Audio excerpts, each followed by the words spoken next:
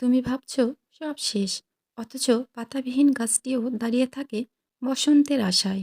তাহলে তুমি কেন হতাশ? ভরসা রাখো রবের প্রতি।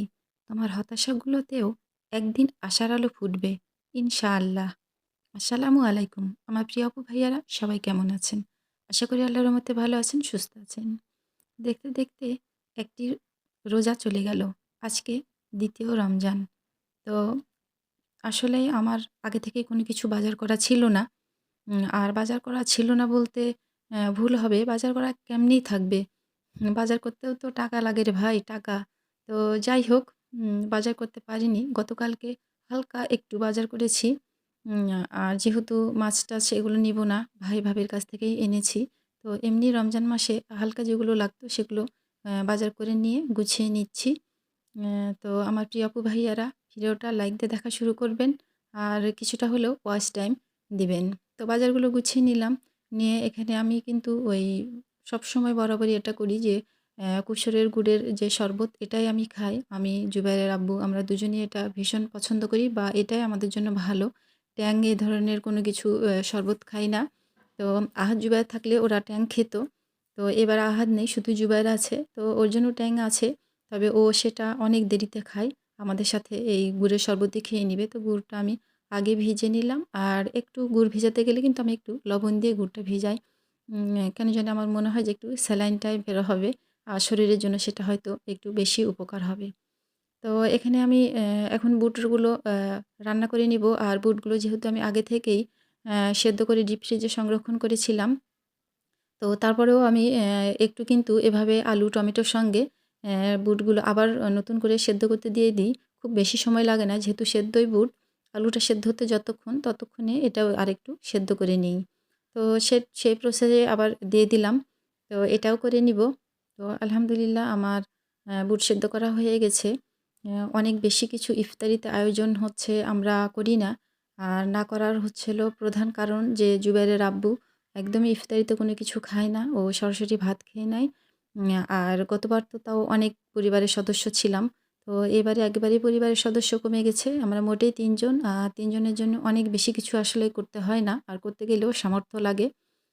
তো যাই হোক, আমি আর জুবায়ের আমাদের ২ মা ছেলের জন্যই হালকা ইফতারি করে নিচ্ছি।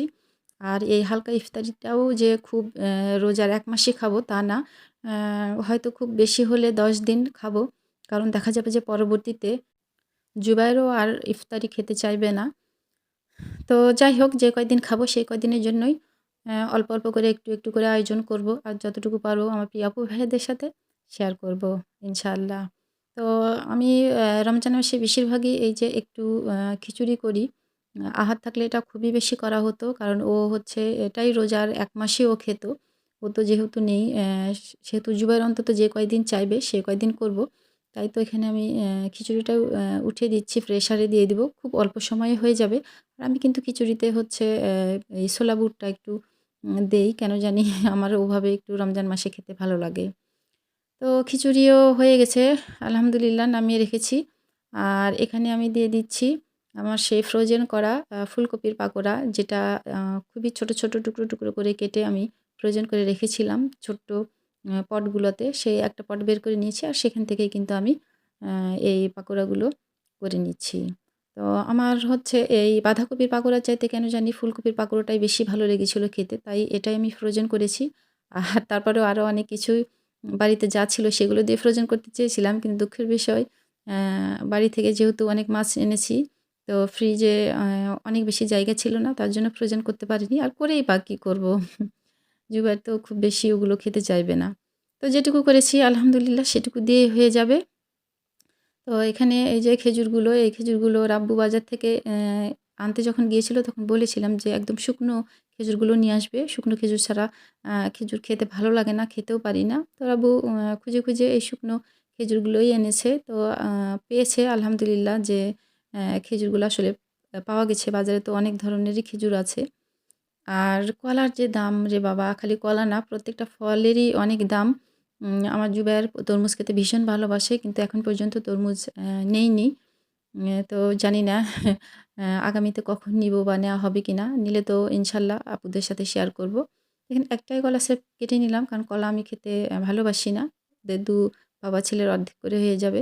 আর ওর আব্বু যেহেতু মিষ্টি খাবার একটু বেশি পছন্দ করে, রমজান মাসে চেষ্টা করি অন্য কিছু না হলেও এই লাচ্ছা সেমাইটা রাখার।